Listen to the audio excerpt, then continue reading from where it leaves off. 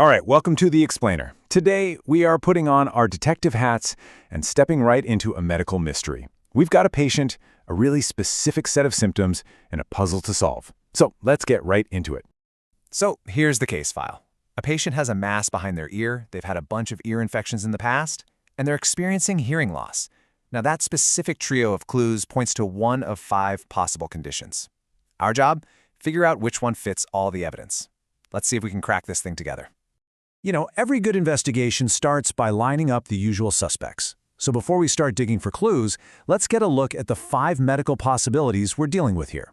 So here is our lineup. We've got mastoiditis, something called a cholesteatoma, a parotid gland tumor, an acoustic neuroma, and Meniere's disease. Now, at first glance, any one of these might seem like it could fit, but as they say, the devil is in the details.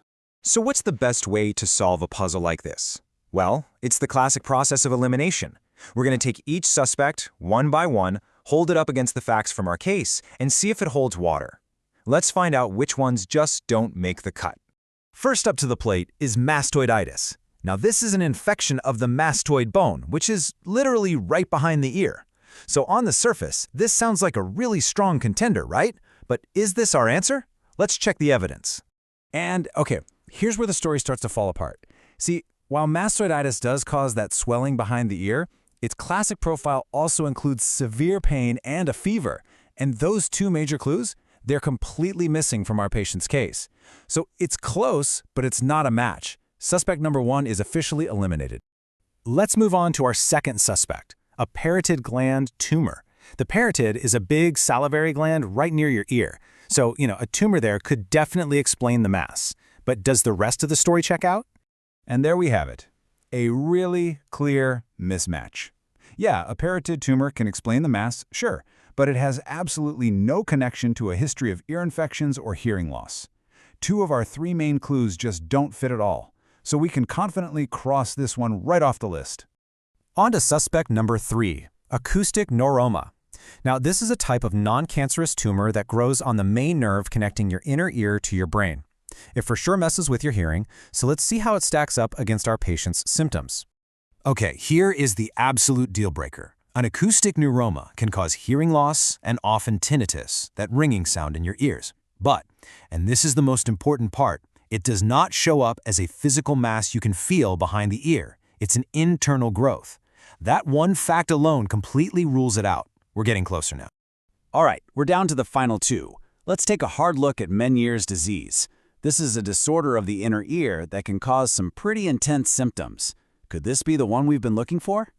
And just like our last suspect, Meniere's disease fails on a critical piece of evidence.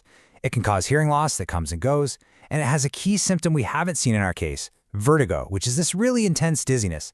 But most importantly for us, it does not cause a mass. So, with 4 suspects down, there's only 1 left standing. We have carefully sifted through the evidence. We've eliminated all the impossibilities, and that means whatever is left, no matter how unlikely it sounds, has to be the truth. It is time to unmask the real culprit behind our patient's symptoms. And the answer is a cholesteatoma. Now, I know that's a mouthful to say, but its definition is the key that unlocks this whole mystery. It's an abnormal, non-cancerous growth of skin cells that builds up in the middle ear. And critically, it's often a direct result of chronic ear infections. The pieces are all starting to click into place, aren't they? And would you look at this? It is a perfect match. Let's run down the checklist. The mass behind the ear? Well, the cholesteatoma can grow so big, it expands into the mastoid bone, causing that exact mass. Check. The history of recurring ear infections? A cholesteatoma is often caused by them. Check. And the hearing loss? You bet.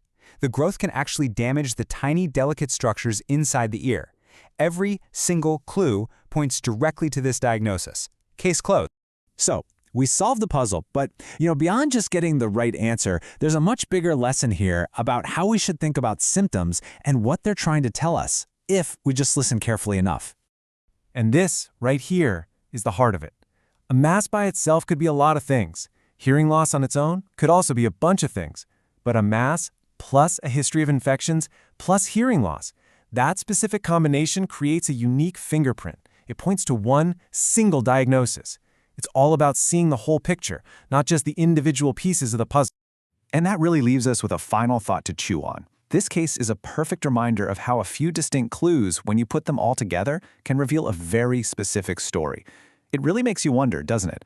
What other seemingly common symptoms out there might actually be pointing to something much more complex, hiding just beneath the surface. Thanks for joining this explainer.